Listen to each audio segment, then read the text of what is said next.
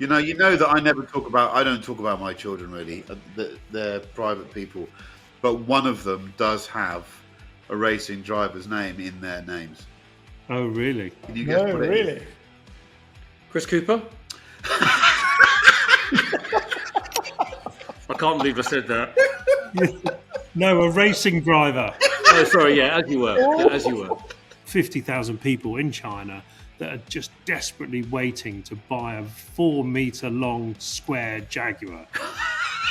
5-meter long square Jaguar.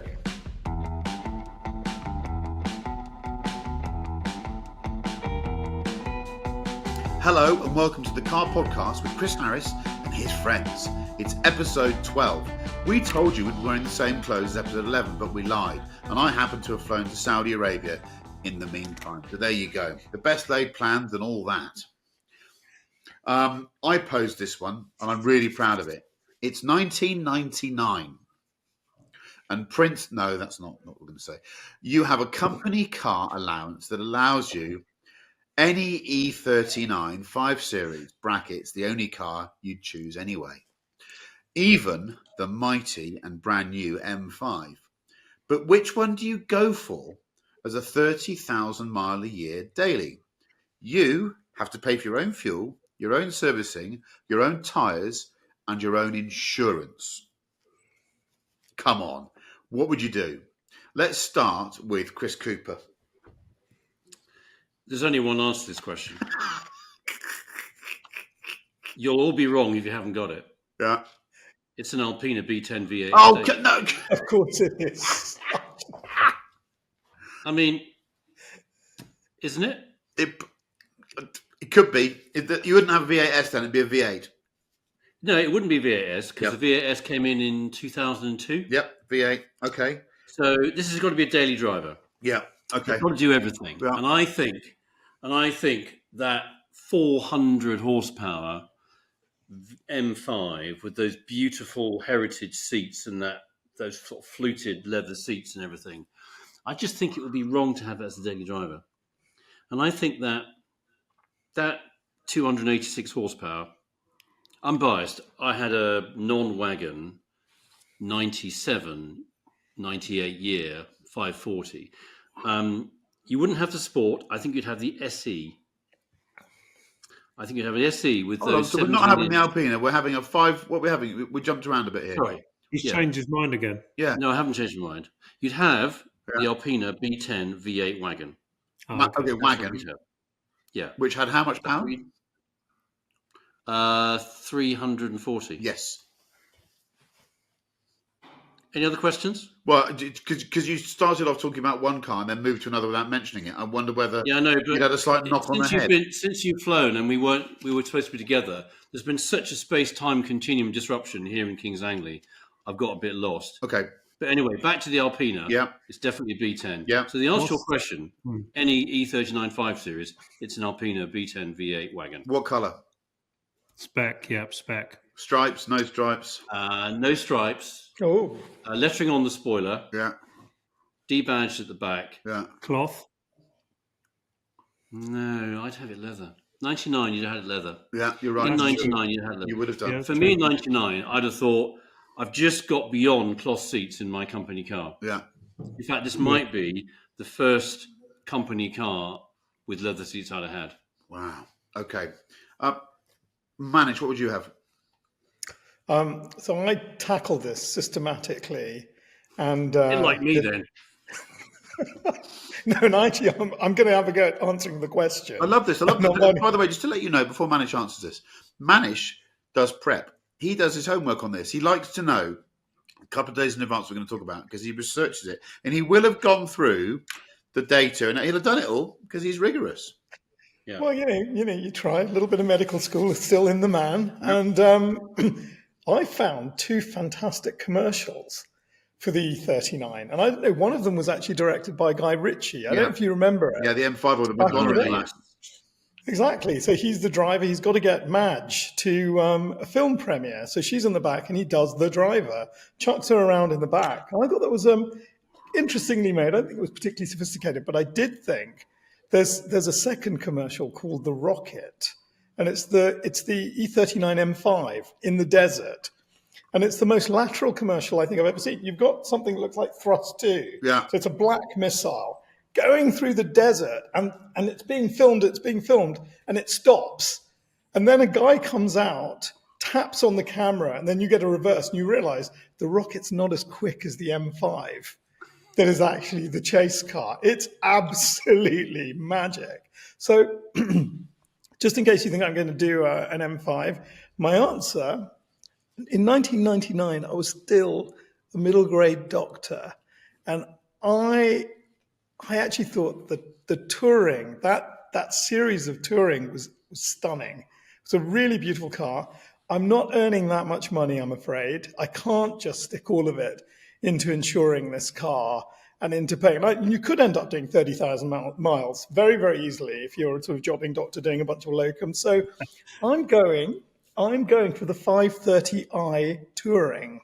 And I'm going to get a silver one because they just look great back in the day. Mm-hmm. Black leather and 228 horsepower, 6 cylinders, absolutely perfect. Now, with Manual, auto. I think I would go for a manual with this baby. I mean, you want a manual gearbox in a beautiful BMW like that. That would be my only concession to sort of out and out sport. I'd say I'm with you. It would probably need to be a 528 because I don't think the 530 was launched until the following year. But Was it not? I think 99 was a 528i, but it was still very similar car. It's the same, pretty much the I'll same. take power. it. I'll take it. Yeah, lovely car. It's interesting. Neil, what are you going to go for? I know what you're going to go for. Well, there's only one man's answer here.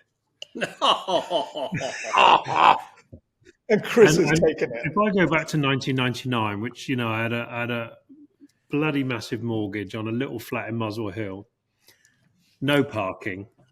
I owned a BMW E30 Evo Sport M3 that was black with black leather, the adjustable suspension, AC, all the options, and I had to rent a little garage from the granny next door, which my wife didn't even know about, that I had this garage. So I've never been logical when it comes to cars, and probably never will be until I go bankrupt. So I would absolutely have had the M5. I wouldn't have thought 5 minutes ahead of myself with any logic whatsoever. I'd have got a new credit card to pay for the insurance. I'd have gone full options, special order, Macau blue, caramel leather, wood, updated hi-fi.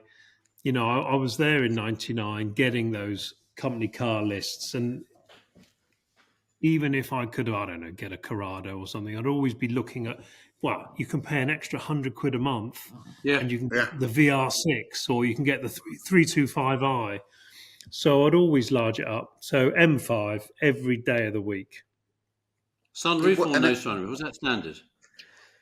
Mm-hmm. Sunroof. I think it was standard on the or was it M5? no cost? Or was it no cost? I don't know. I think it was, maybe no cost. I thought long and hard about this. I mean, the sweetest 5 Series of that generation I drove was on one of the, I think it's my first week at Autocar, was a 528i manual on the 16-inch wheels, those beautiful little 16-inch wheels, and it had cloth seats, manual gearbox. It was just, I still think if you put that into a group test now, it'd probably win. It was that good a car. And Great ride. It's just a gorgeous thing. The thing about the M5, which I remember now, with some benefit of hindsight, is that in the winter, on those Dunlop Sport SPs, whatever they were on, that's what the car came on in the UK. It was a right handful. You couldn't use all the 400 horsepower. You basically, that yellow light would be on the dashboard the whole bloody time. And I had one issue.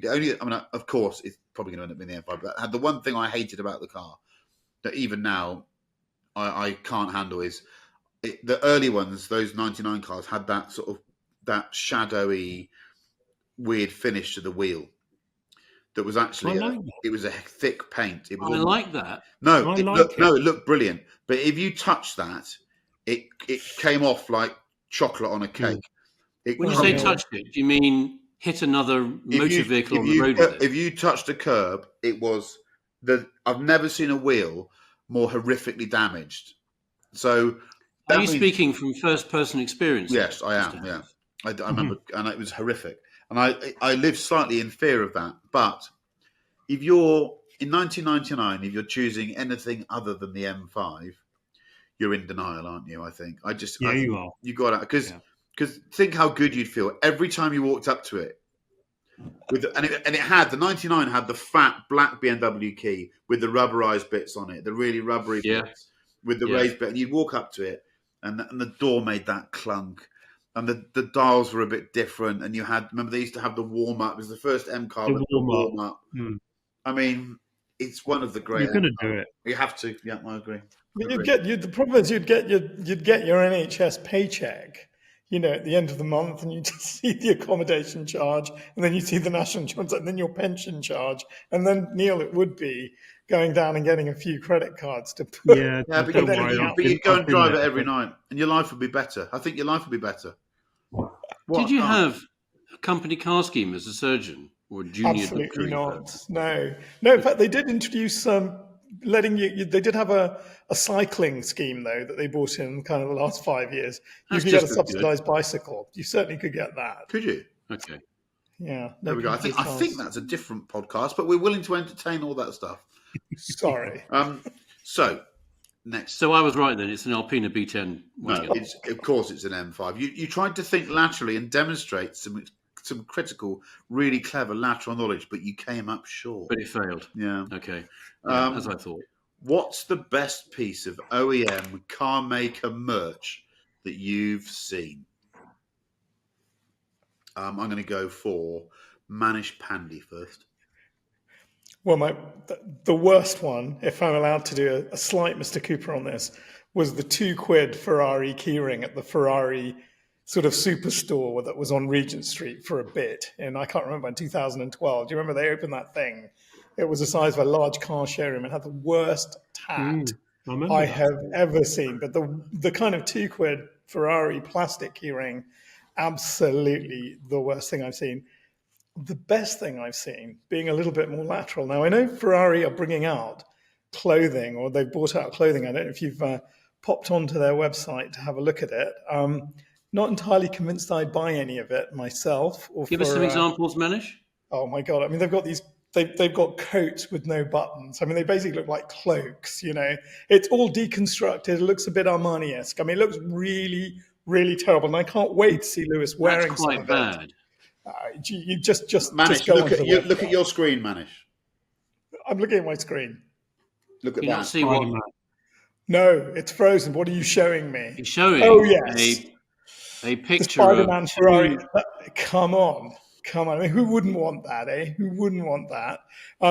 But I did find I'd nabbed a 2014 Ferrari clothing catalogue, and they had a suede Harrington jacket from the time, and it's absolutely beautiful. I mean, really beautiful. Camel-coloured suede, classic Harrington jacket. And then on the back and on the inside, there's a label that looks like, the little Ferrari, the little badge that you get just inside the door. It was classically cut. It was the most beautiful thing. It was incredibly expensive. I think it was like £2,000 back then. But my God, it was a good-looking piece of clothing. So that is my favourite bit of OEM. Excuse me, Dr. Pandey, because I'm a agricultural simpleton. What is a Harrington jacket? Oh, it's a Neil can describe. It's a bomber jacket, but it's got two buttons here and on the back, so it doesn't have the floppy collar. It's got the kind of round collar. It's Barracuda make probably the best ones, don't they? They're the kind of classic. They do, or Burberry. Yeah, it's a mod jacket with the tartan interior with the button cuffs and collars. Okay. Do you think I could sport one with some elan and elasticity? 100%. Steve McQueen was the coolest looking guy in the world. Okay, then I definitely could. Jacket, wasn't he? Yeah, he was. That's true. Neil Clifford. There is no such thing as good automotive. I do have one actually, but it's really tough because it's a very different type of creativity. As a as an automotive company, you're employing basically engineers, aren't you? Therefore, to have more frivolous seasonal product to come out of an engineer, particularly the Germans. I mean, bless them, they can't do fashion. You know, Hugo Boss, maybe you could name as one that is viable, but really it's quite difficult, and I think it's hard. But there is a little sub brand because Porsche have been very clever. They've subbed it out, and they created with a beautiful little agency in Milan because the Italians are the best at anything visual, really. And they've created Type 7. And if anyone knows Type 7, which is the code for the 911. So if you look at Type 7 and you there's a website actually, and they do incredibly lovely content, films. They do brilliant books, books about Milan, books on Tokyo, books which documented the whole of the Porsche back catalogue. I mean, the films are lovely. If you have a look at, there's one called Kakido, I think, one of the little YouTubes, which is a beautiful Japanese family that, you know it's Chris, I'm sure, that make the tea caddies. And the family's been making these tea caddies for 150 years, and the guy owns a 964 RS. Just a beautiful bit of content. They do lovely collaboration T-shirts. So if you ask directly to an OEM company to do merchandise, it will 100% be shit. But if you give it to some different creatives, and you can disappear for hours into the Type 7 website, it's really quite lovely. That's a very good answer. Have a look at Type 7. The Instagram feed's very good. Yeah, it's brilliant. Chris Cooper. So I sort of agree with Neil that all car merchandise is a bit naff. And yet, I think this is a really good question for separating car people from other people. Because at one level, you can't help yourself looking at every single bit of car merchandise that ever comes out. Mm-hmm. It's just that link, isn't it? It's just that emotional excitement about, I love cars. I love everything to do with cars. And even though that thing, whatever it is, a piece of clothing, you know, a household item, a picture on the, it's just got that excitement that just says, I just love cars. But can I interrupt you there? You're quite right. But when we look at those products, are we thinking, I want to tell people that I love cars. I'm not afraid of telling people that. But can I really do it? Can I use this to do it? Is it too much? Exactly. That's why I'm with Neil. I'm sort of, and I'm torn really, because I do think every single piece of car, you know, I was in a dealership, almost doesn't matter which one it was, a BMW one at the weekend. And there was a little bit of sort of merchandise. It's not just clothing, it could be little toy cars or things with, you know, whatever it is. And you just think, that's my world. I love that stuff. But if you had to say what's, I think, the best piece of OEM car maker merchandise, it's got to be the Ford Rally Jacket. Yeah, that's good. Ford Rally Jacket. Yeah. Which can look really, really naff. So if you go back to sort of when I was growing up, so it would have been 1980s, when there were Ford Rally Sport dealers, you could go down to Haynes of Maidstone near where I grew up in Kent. They'd have an RS 2000, they'd have an RS 1800, a Mark II flat front Ford Escort, Gorgeous. RS 1800 homologation model. And then they'd have on a little sort of, I guess, sort of a semi-mannequin thing, the Ford Rally Jacket and a bit of a bobble hat. Nothing said. That sort of that was almost cooler. If somebody said to me, you can have a Ford Rally Jacket, that would have been so cool. So I think it is. Jacket is good. I agree with you. You wish that people like Ford and Ferrari, because not to play mannish bingo, but the Luca blue jacket from the up and coming movie that's not going to be released, but quite soon. that jacket, we all want that navy blue jacket. Oh, Yeah. it was Goodyear, actually. It was Goodyear. So the red one was Marlboro and the blue one was Goodyear. My God, Yeah. that's a So good I'm Yeah. slightly very pleased that Chris Cooper said that, and slightly annoyed because I've got written down here.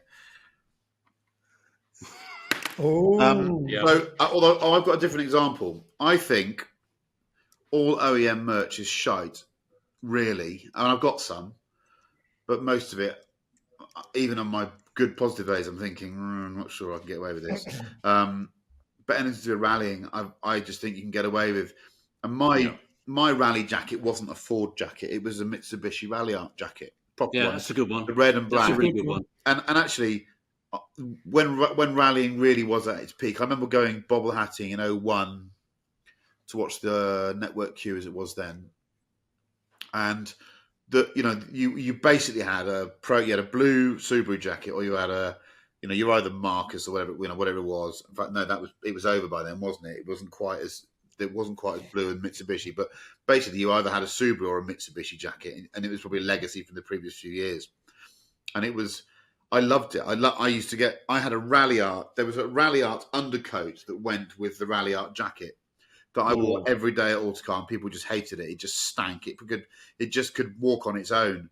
But for me, it was my branding. I loved it. But if it said anything else, if it said BMW, I couldn't have worn it. A Porsche, I'd struggle with it.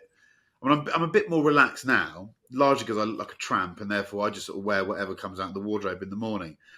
But there's something about rally apparel that I think it doesn't. You're not trying to make out you're something you're not. There's an honesty to it. I don't know why that is.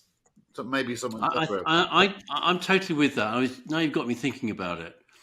When I started racing, sort of beginning of the 2000s, there was a neighbour of mine where I used to live, who'd been quite coincidentally, been a really, really good saloon car racer in the 80s. And when the saloon car championship, rather than touring cars, the one below touring cars, the Wilhar 24-hour, stuff like that. Yeah, the Wilhar. And he had a simple white T-shirt he'd occasionally wear on a Saturday morning. It was quite new. It wasn't like it had got out of the wardrobe by itself in Mr. Harris's house.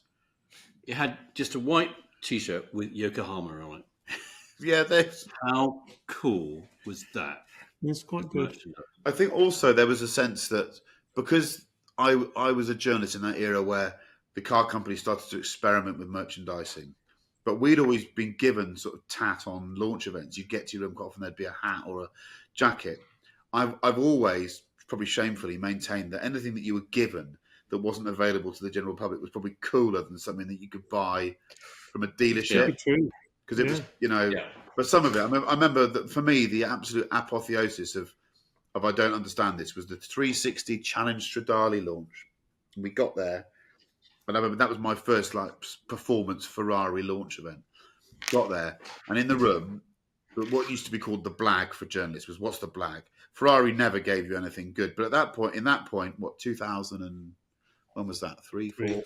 That was Audi were giving you iPods and like gifts that were completely outrageous in terms of maintaining your independence. I got there was a long sleeve T-shirt with that design saying Challenge Stradale that had been stitched into the T-shirt. And I'm looking at it thinking, there's no way you'd have to pay me to wear that. But it was when I lived in the sticks. It was my strimming T-shirt for years because it was thin, but it had long sleeves. And it had a high neck on it. So I used to walk around strimming with the Challenge Stradale written on my back for years. It's somewhere still out there in the barn. But I always thought if you got something free, I think the best free thing I ever got in all those years was when BMW launched the M3 CSL E46 concept. It was a finished car, but they always used to call it a concept. We all went to the Nürburgring, and they gave us this keyring, and I gave it to someone. I was being too kind. It was in a white cardboard box. It said M on it, and you opened it up, and every single special material they'd used fanned out like a Swiss Army knife. Oh, nice. And God, no, there can't be many of those around. If you've got one, send a message because it's probably worth a few quid. Yeah. Or just send it to us. Yeah, I thought it was really, really cool. Mr. Cooper just scuttled off to get something. What was it? So that. Oh, yeah. I like Yokohama. Yeah, you're right. Yokohama, and I got one of this is like a bottle opener. Yes. You can see it's been used because the Yokohama is kind of. Maybe it's something because it's Japanese. I don't know. All Japanese We ought to stuff looks point out. like The ought to point out. Maybe I don't know if this is a problem in Australia, but strimming, Chris, that you referred to, is actually an acceptable garden management activity. It's not a metaphor. I don't know what it might be. Yeah. Okay. I think brush cutting sounds clumsy. Brush cutting. On that note, I'm going to ask Neil Clifford to raise a piece of news that's emerged in the last few days. Well, I think we all were shocked, or maybe That's the word. curious, because we all follow our lovely friends at Autocar and follow their Instagram, and they're lo and behold, I think maybe Friday night was the camouflaged photos of the new car that's going to save Jaguar. And we were all rather, I suppose, it opened a conversation. Maybe we could say that much, because it looks quite long. It particularly looks very long on the basis that it doesn't need an engine. And Let's be honest, lads. When you first saw it, I think Chrysler 300C. No, Chrysler 300C. Yeah. it was the Top Gear, Hammerhead, whatever. I just saw the front of it. The dimensions were too close. If I was Jeremy, Richard, and James, I'd be making an IP claim pretty quickly, because to me, I just I wish I thought of that. It opened up a lot of debate with a lot of very emotionally attached friends that I have to Jaguar. Now, of course, Jerry and the gang may well be much smarter than us, and we're being they're in the pacemakers, and maybe we're being Luddites. Maybe we're looking backwards when we should be looking forwards. But you look at that car. I mean, it's certainly not designed for anyone that's already owned a Jaguar. But maybe this is aimed at a new customer group. But could it be the case they've just shoved a box and there's something prettier underneath, or is that the actual dimensions? Well, there was an Autocar, which actually bless them at Autocar. I love them, but they're never that accurate on their artist impressions, are they? No, they're always better than they turn out to be, aren't they? Yeah, but there was an artist's impressions of the new Jaguar about 3 months ago that looked a bit mental, but actually looks quite similar to the real one in camouflage. And I just thought, oh my God, surely that's not the strategy, really. And maybe China, maybe all of the research says there are 250,000 people in China that are just desperately waiting to buy a 4-meter long square Jaguar. 5-meter long square Jaguar. Okay, managed thoughts. No, I mean, it does. It just looks like a magic shoebox, doesn't it? That's the only thing. It is. It's horrible, and it really is. It's the Chrysler 300. That's it. End of thoughts. I can't disagree. Chris Cooper. So after we were talking about the F80 the other week, and then I saw this, I thought, blimey, Lego's been busy. Yeah. And then I thought, no, it's just got to be a spoof. Can't be real. So? And then, Mr. H, you and I were talking to somebody who'd been to a preview of this thing, and though this individual wasn't very forthcoming, there were a number of emotions playing across his visage as we looked at it, and made me think, when we actually get to see this, we ought to brace ourselves. Yeah. I mean, it's a hard one, isn't it? None of us want Jaguar to disappear. No. When Ratan Tata passed away, we talked about that. And I think Tata, you did say that, Neil. We all thought, actually, he gave it a bloody good go. He did give Jaguar a bloody good go. He's been very patient. Maybe he's the wrong owner. Maybe you need to have pockets 10 times as deep as his to make a success of the brand, because you've got to invest so much and how's it going to work? So, I mean, clearly 3 years ago when they decided, it was Thierry Bolloré who was the original father of this. He then went. Mardel's there now, and maybe 3 years ago, the view was, well, hey, 2030 is definitely coming. Clearly, it's definitely not coming true, now. yeah. 2035 may not even be coming now, and they literally bet the farm. That probably means more as a matter in the UK after last week's budget than it does in the rest of our audience countries. Look it up on Google. And now they've realised that they bet everything on a strategy that may never turn out to be true. Grace, space, pace. Space. I mean, There's a lot of space in this thing. It's got space. yeah. What It for? might How have some camouflage? pace. It might How have some pace. camouflage can these? Sorry, I was going to say, how camouflage can these things be? I mean, could that be 1 trillion miles away? They take the camouflage off their various boxes and things, and the thing just looks like a great big XJS or something. I think that's why I asked the question. People have boxed in shapes to wind people up, but having spoken to people that have sort of been near it, they weren't leaping to its defence, let's say. So, but I think we have to wait and see. It's remarkable, isn't it? I suppose. Do I feel guilty that I didn't buy new Jaguars when they came out? Like the last, I can't remember its bloody name. The XF. XFR? The second generation XF estate car. Whenever I see one, they never did a fast version.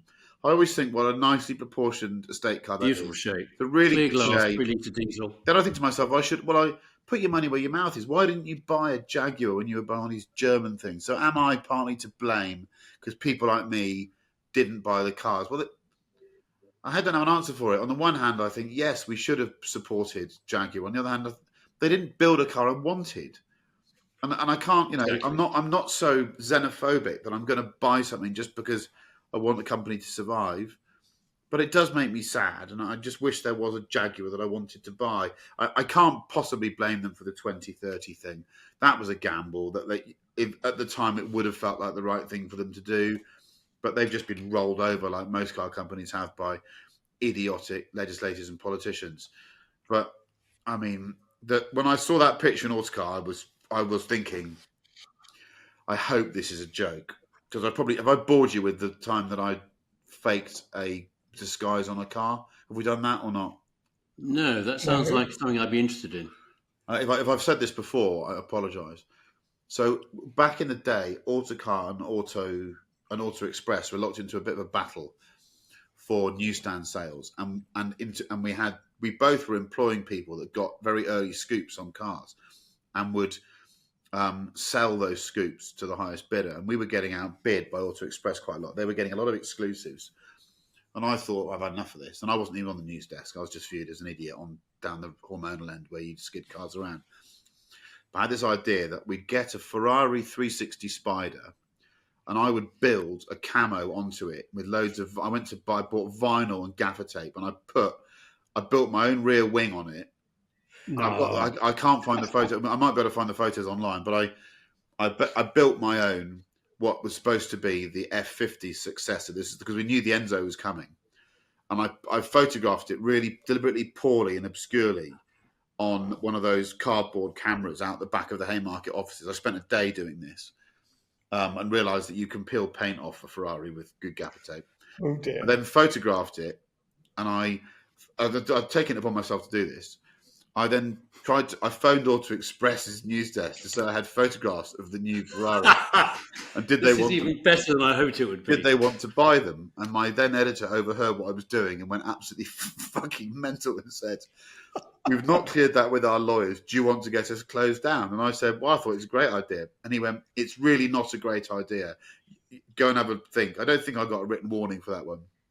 Oh, look at that. I own probably the biggest, fattest, potentially in the olden days before this new one, you could argue over proportion Jaguar, the Mark 7, okay, which is an humongous, big 4-seater, monstrous thing, but it has grace.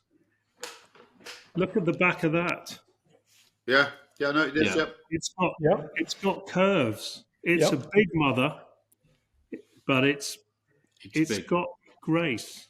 I'm I'm trying not to see if I can totally find a sure. photograph of this fake scoop I did. I don't think I can anywhere. But it was anyhow. It just showed you that you could. A lot of stuff was boxed in, and therefore that I do have a lingering hope there might be something more That's right. shapely underneath that boxiness. But Yeah. I don't hold much hope, and I'm sorry that I embarrassed my autocar colleagues by nearly getting us in trouble with the law. Can I make a request on your behalf? If there's anybody listening who has a 360 Moderna that they'd like to lend to us for a short while, I, for one, would pay some of the petrol money to get that car transported to Bristol so that Mr. Harris could have another go and see how far we can take this game. By the way, I will find you the press car, the actual press car that we turned into the scoop. I've got that on here somewhere. I'll find it later on. It's got a very good. But you know, in all seriousness, we talked about this before, haven't we? Jaguar is the United Kingdom's Porsche. Yeah, should be. We care. We care about it. It's won Le Mans 3 or 4 times, 5 times, Yeah. whatever. It's you know, Bentley. We love Bentley, and what an amazing job they've done of Bentley. In the history of automotive road car sport, Jaguar's ahead of Bentley Yeah. for UK. It just So goes to show. Sorry, Neil, go on. No. It's just really important to us car bores. Yeah, It is. I think we don't want to come across as sneering. I want them to succeed, but I just, Quite the opposite. Yeah. Yeah. Maybe we have And it to just goes to show how poor a parent Ford Motor Company has been of so many brands and marks.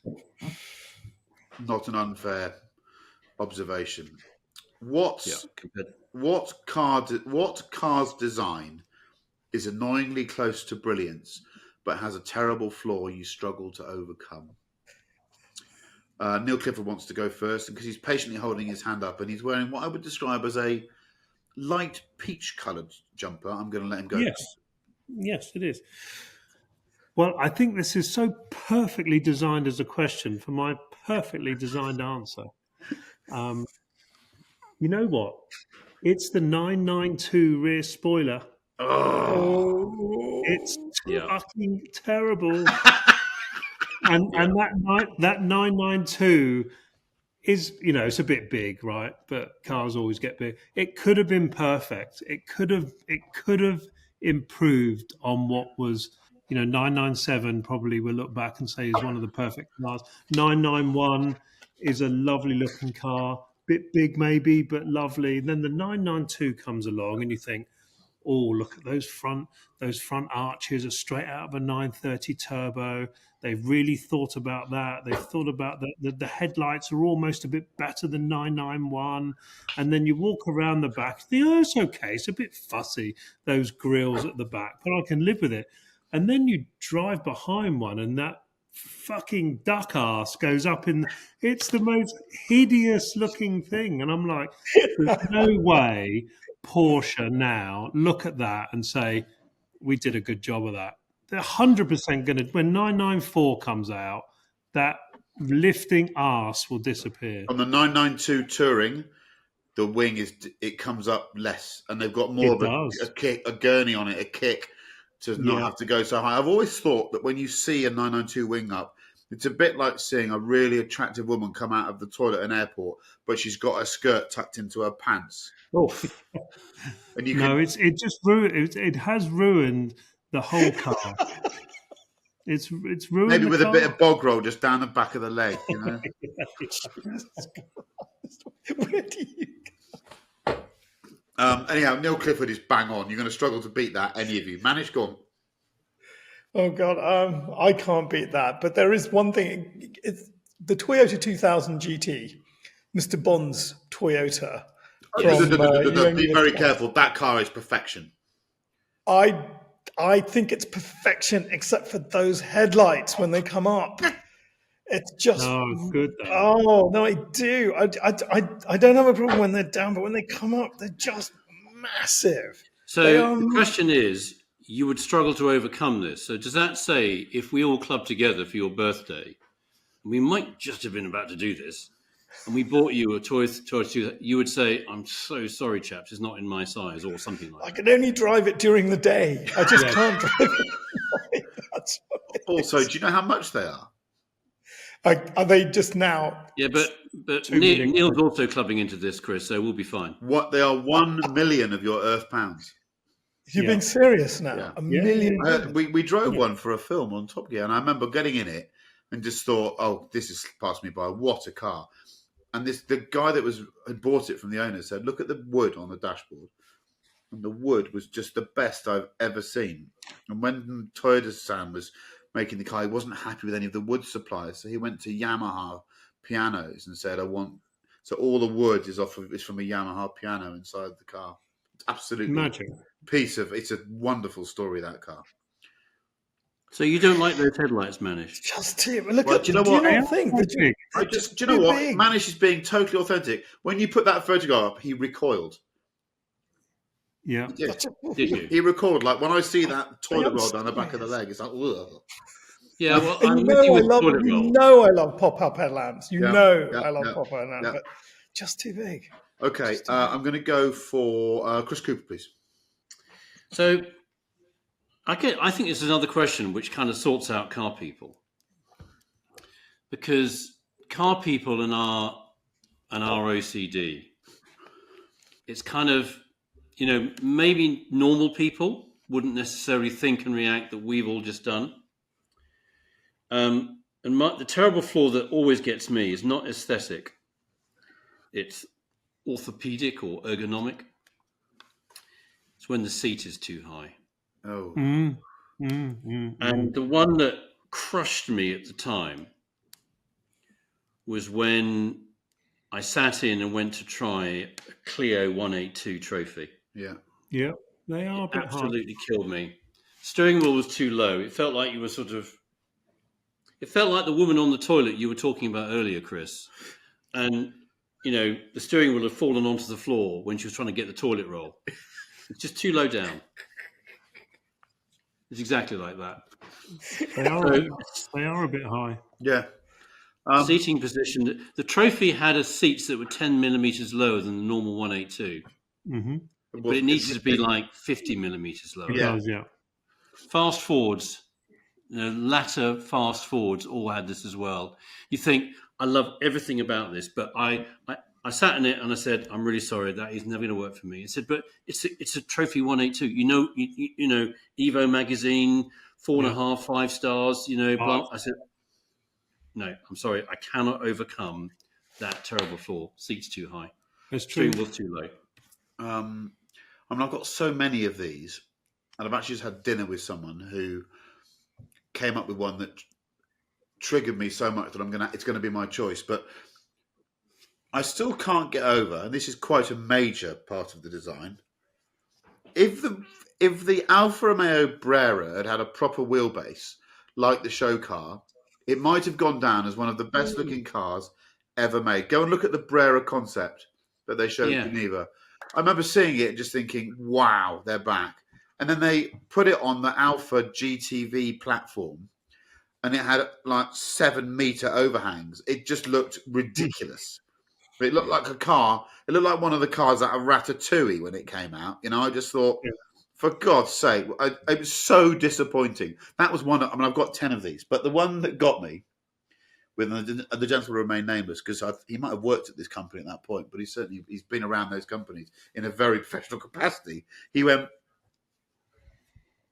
rear ride height on the XK8 when it first came out, and do you remember that?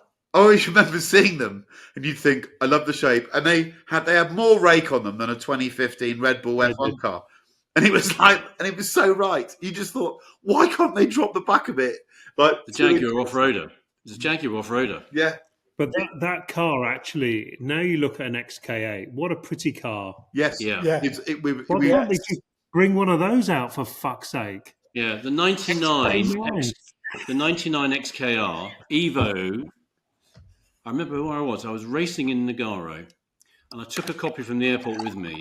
Evo magazine, December, January 99, 2000. There was a red XKR convertible on the front cover. It's God, lovely. how I wanted that. How much did I want that? It's better looking than an XJS. Yeah, I yeah. like what I tell you You what. are there- right, Neil. I think you are all those absolutely right. XKRs are great value now, and I know Great the one cars, afterwards. The one afterwards aged really well for me. I think they're good-looking cars. The facelift ruined it. With the funny little things Yeah. on the front. Yeah. The first That was a one bit- was the best one. Yeah. Yeah. Just remove some desert from my nose. So Good discharge. yes, I'm asking you some good questions tonight, chaps. Come on, I'm pleased with Good these. questions. How Yeah, about good it? questions. We could do these all again. You're a next young week. racing driver. You're a young racing driver about to change your name by deed poll. So, for those of you who are not listening in the UK or you're not British, if you want to change your name for any reason in the UK, you can. But there's an official process called deed poll. I don't know why it's called that. Where you have to apply to a government authority, and you can legally change your name. That's the name that you then assume. What do you call yourself? Manish Pandey. Well, I mean, the very obvious one is Ayrton Pandey, who I think Oh God! Oh, God. And We're talking about- the podcast ended there. He's your spiritual twin. No. Flat twin. Right, come on. love the idea. Oh yeah. Okay, so, how close were you to calling your offspring Ayrton? Close enough for my wife to say no fucking way. Yeah, That's you could have just done that. You could have gone to the registry or whatever you do. Because it's kind of a bloke thing to have to do all the paperwork.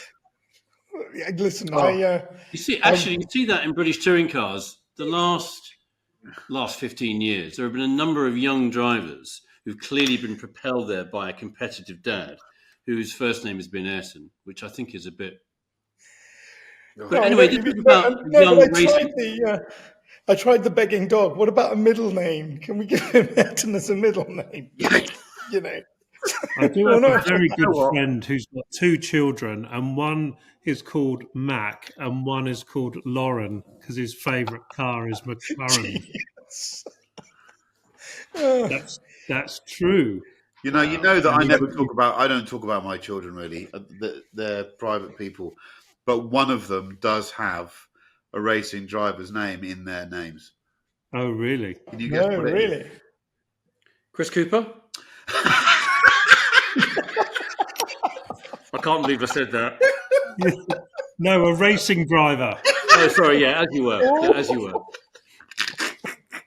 were. Who's my? I'm quite open about who my favourite rally driver is, and actually, he is my favourite driver of all time. He's German. Walter. Big. So one of my boys has Walter in his name. He's not called Brilliant. Walter, but there's a Walter in there. That's And I walked up to Walter when I'd done this. I used to see him quite a lot on Porsche jobs and other stuff. And I was racing with him when that child was born. And I walked up to him and I went, I just want to let you know that in England we have a few names, and my boy's got you as his middle name, Walter. And he went, good, and walked off. And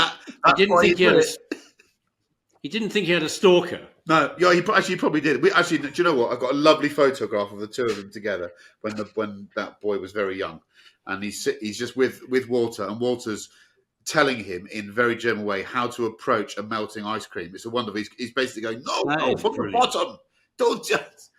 It's okay. So let's start with this name. So Manish, you're allowed that largely because it will keep certain corners of the internet amused for a couple of days. Yeah. Chris Cooper, what are you going to have?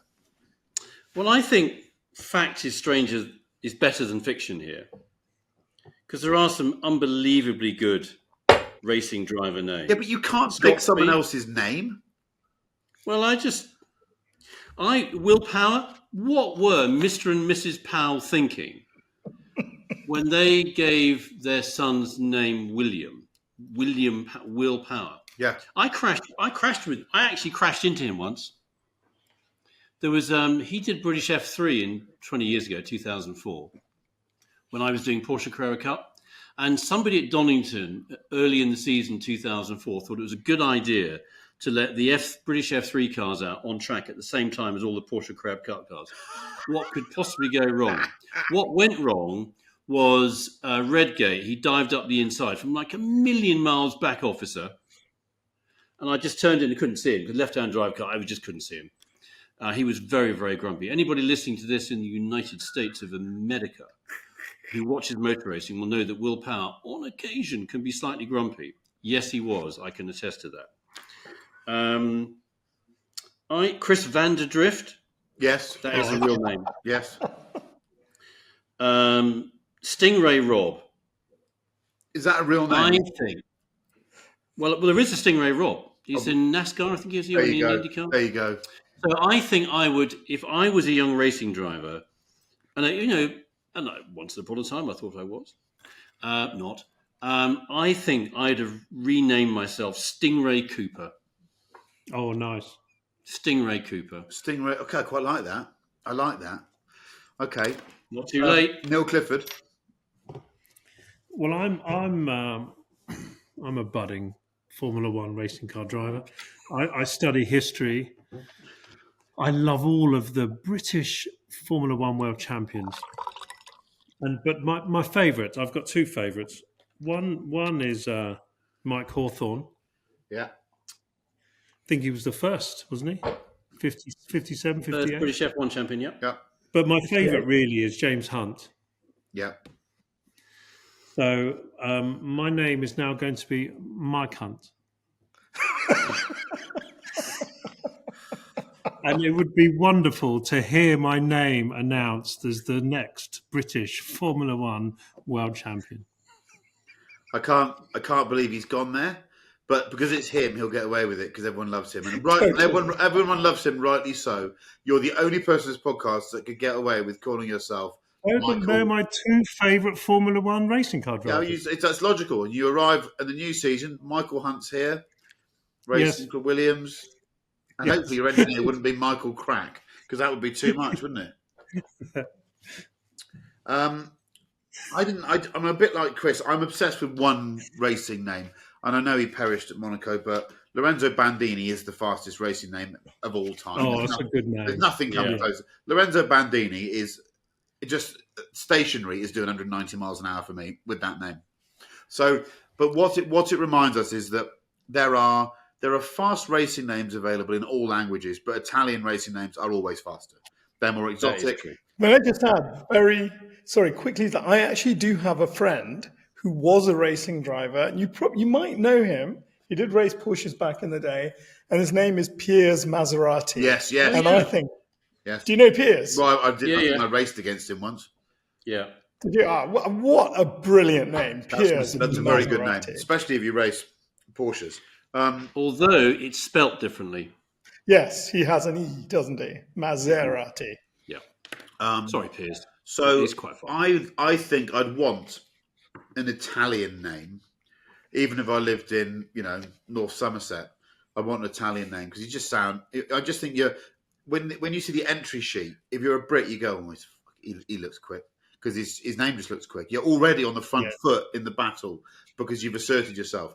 I'm a total Sopranos obsessive. I started again about a month ago. This is probably my 5th run through.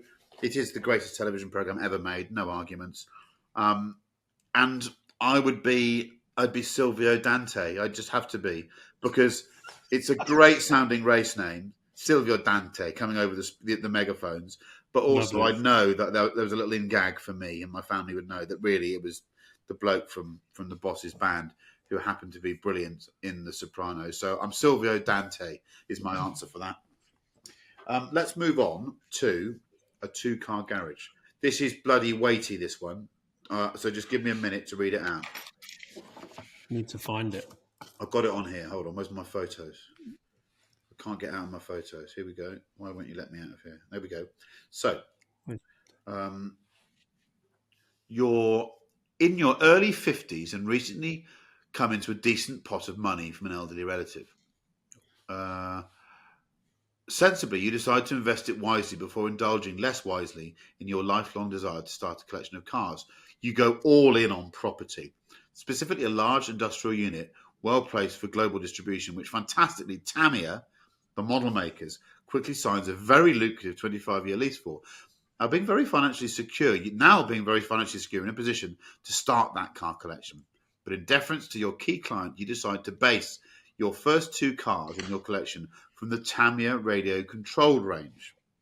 The first will be your daily driver, something desirable and fun from their range of road cars. The second, I need to move across, it's such a long one, I've got to go to the second bit. Here we go. The second, oh, for fuck's sake. You can go absolutely wild with. Yes, here we go. I'm there. Well done. You can go absolutely wild with. Having a 1/1 scale replica built for you to drive and enjoy. I'd suggest the current RC models, but if you want to go down the wormhole that is Tamiya's back catalogue, then you can go for it. I'm going to start. I don't normally start on these. So, Tamiya, I'm deeply fond of, and they've always been very kind to me. And I get a model set a year out of them for my stickers on my helmet.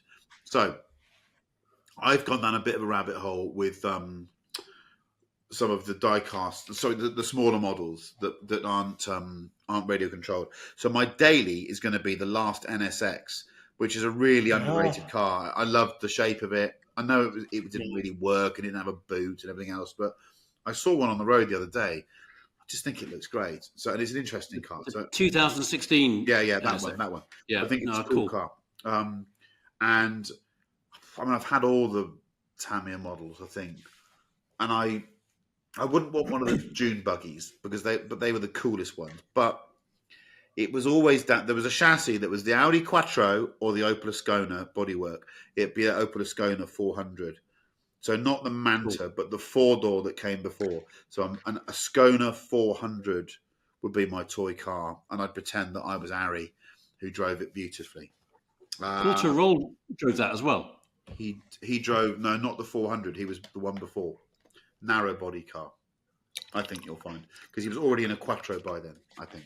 But I might be wrong there. Well, someone will correct me. Who's going next? Sorry, who's going next? Manish. This did take me down a wormhole because I used to build lots and lots of models, and definitely Tamiya was right there, top. I mean, the quality. Do you remember the difference between the quality of Airfix models and Tamiya models? It was just back in the day, Airfix sprue everywhere. You're very, very lucky if 2 bits of wing stuck together. And they were never symmetrical. Didn't really make very many cars. Whereas, in my childhood dream was actually to always build the 132nd, I think it was Tomcat. It was the size of your living room. It cost about 200 quid. And you were never going to be allowed to buy that. And you'd never be able to build it anyway. But you could live a dream by reading those catalogues, though. And the Formula One cars, do you remember the Jody Scheckter 312 T3 where the top was the Tamiya catalogue, which was square. I don't have a complete one because I read them so much they all fell apart. I just have pages where the staples have come out. I would read it every night before I went to bed. Just pour over. Yeah, so I think my daily, you'd have to have a Japanese car. So I'm with you on this, Chris. I think you'd have to have a Japanese car. And their model, they did it both as a radio-controlled model, but also as a beautiful one. I think it was 120th, not 124th, but it was the Datsun 240Z. They did. That was the first Japanese car. It wasn't the 2000 GT, but the 240Z was the first Japanese car I really fell in love with. There was just something about the way that bonnet went on and on and on and on, and then suddenly, you got that perfect cabin at the back. Did you wish as a kid it had a faired-in headlight though? That it had a sort of covered headlight? Yes. Actually, that's a very good point. Have a bit of perspex over the light, but it did. Yes, I buy that. About that, but it was such a stunning car. That really would be my daily, and probably has all the caveats. You've just put tiny boot, blah blah blah. But what a terrific looking car! And I think you'd have to have one Japanese car. And the 1-to-1, I mean the radio control. There could only be one for me, and that is the Monte Carlo Rally. I think it was 77 Lancia Stratos. That's it, the Alitalia one. That is absolutely peak Tamiya radio controlled bliss and heaven for me. That's it. That's the car. Very solid. Managing one of I'm not those. sure that might be. We might have peaked there already. Neil Clifford. Ayrton Pandey on the side underneath. Oh, and he the goes and Alitalia. absolutely ruins it at the last minute. You had it nailed. You should have taken the compliment. And as I say to my kids, STFU. Right, go on then, Neil Clifford. I've never been into models. Because I was a bit useless. I tried the Airfix thing a bit. Me and my mate used to. Well, he used to nick a tenner out of his mum's purse, and we used to go and buy one. But then, we'd go down the Wimpy instead and have a Coke float and a bloody whatever they're called, those big breakfast things. But it just takes too long to build those things. I never had the patience. I genuinely didn't even know about Tamiya until about 10 years ago.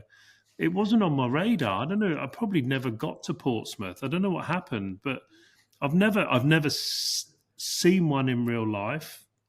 I've seen the boxes in toy shops now, but it's so I didn't really know how to answer this. So I just went onto their website and just basically chose the two coolest cars that I could think of. That the item number 58736, which is the Ford Bronco, Yes. but the custom one. Yeah. Because actually, if I moved to America, I'd get one of those icon things. I'd get that. I think that's a What brilliant car? daily. That would be my daily. I'd love one of those Broncos, a shitty old one, an icon. I just think they're magic. The new one, there is a new one, isn't there? Yeah, there is. There is. Yeah. It out-defended the Defender. Yeah. I think it's great. I'd love one of those. And then I thought, okay, what am I going to be my scale model fun car? So item 24247, which is the 993 GT2 road version Club Sport in white. Yeah. I mean, is there a cooler car than that? You can take your bloody Paganis, you can take your bloody F40s, F50s. A white 993 Club Sport on the road nails everything. Yeah, I agree with you. Nails everything. Yeah. Okay, these are strong pairings coming in here. Chris Cooper, you could be in some trouble. Well, can I just make a little shout out, first of all? Show us your box. This is so good. So, I'm actually, Neil, I totally get it. I don't know when I'm ever going to have the time, because I've shown this before, and this is as unassembled as it was last time I showed it. Yeah. But I do want to have a bit of a shout out for just up in there where it came from, Wonderland Models. They're in Edinburgh. It's Britain's biggest online model enthusiast. You speak to them; they've got real people there. I think they're all enthusiasts. So I think if you're listening to this, go onto the Wonderland Models and just have a look. See what takes your fancy. I used to love making this stuff when I was younger, but now, Neil, I'm a bit like you. I've offered to come down. I have offered to come down for a long weekend. And we might have to do that. But that baby is going to take a couple of weeks to build. It really is. Yeah, I've got to get all the paints first, though. Maybe you could do the paints. That's the fun. You've got to go into the shop to buy the paints. That's the fun bit. I love all that. Oh, I've got to do it.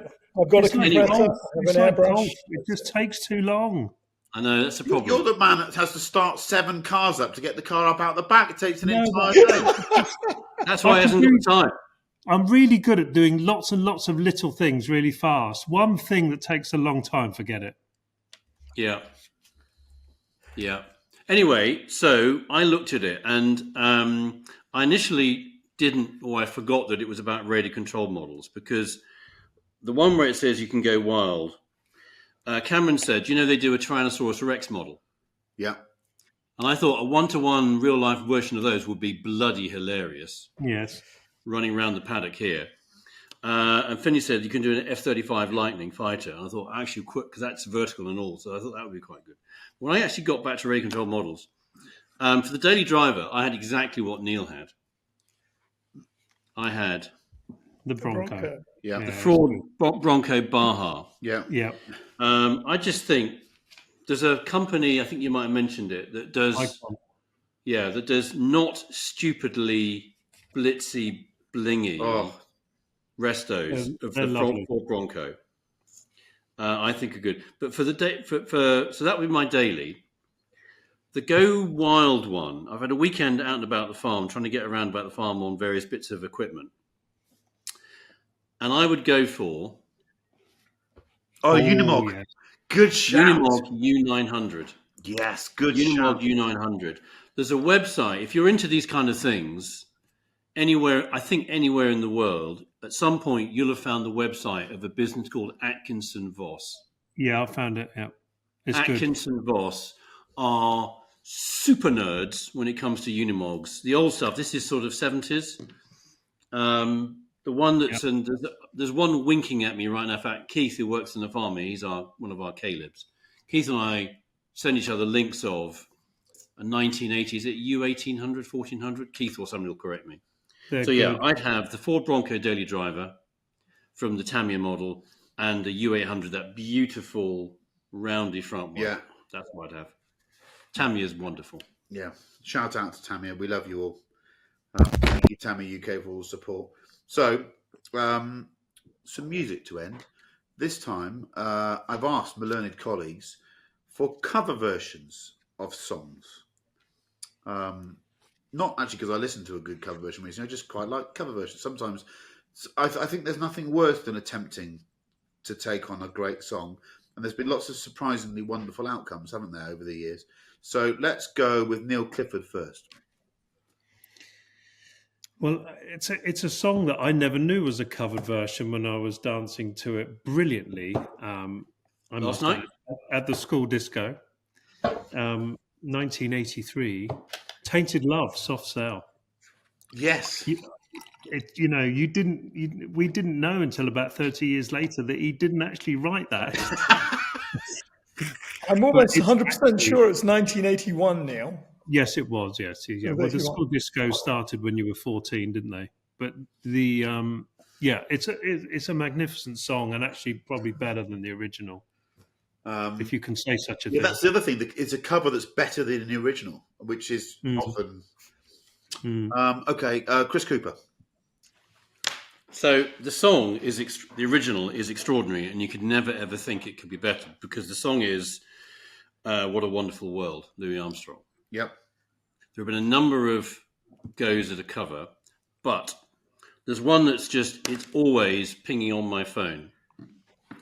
It's a cover that was done a few years ago for the Robert Downey Jr. version of Dolittle, which I'm not sure is a great film. But the theme music was by, who was it by? Ruben and the Dark. Ooh. It's absolutely, I double dare you to listen to that cover and not have tears in your eyes.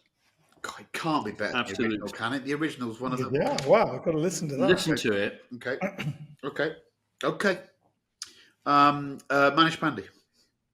A guy called George Jones actually originally sang this song in 1970, and it is "What a Good Year for the Roses." But Elvis Costello's version, for me, Yeah, it's good. is just mind-bogglingly wonderful. One of the saddest songs ever, and definitely one of the best covers ever. And that, I think I've said this one before. My favourite cover version is like all these unlikely things work so well. Is Elton John's "Don't Go Breaking My Heart" covered by Q-Tip. It's absolutely extraordinary. Wind that up on a really good hi-fi, and you're reminded that the Q-Tip is a musical genius. It's absolutely sensational. But I think I've chosen that before, so I can't choose that. How about Glenn Campbell, he of the Wichita Lineman, which is obviously all of us can't fail to love that song. There's somewhere on YouTube, on the YouTube wormhole, there is him covering Green Day's "Time of Your Life," that slow ballad that's a gorgeous song. Yeah. Glenn Campbell Wow. singing that. It's all those mixes of things that shouldn't work. He works. It's a great cover of that song with that haunting voice of his. So He's get a on lovely, to that. lovely man. Yeah. And I need you more than want you.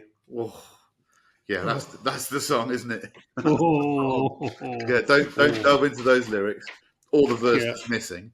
Yeah. So on that upbeat but slightly solemn note, thank you for joining us this podcast on behalf of Manish, Chris, Neil, and myself.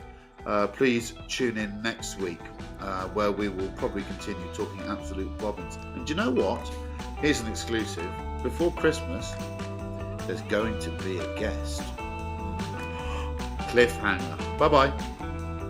Bye.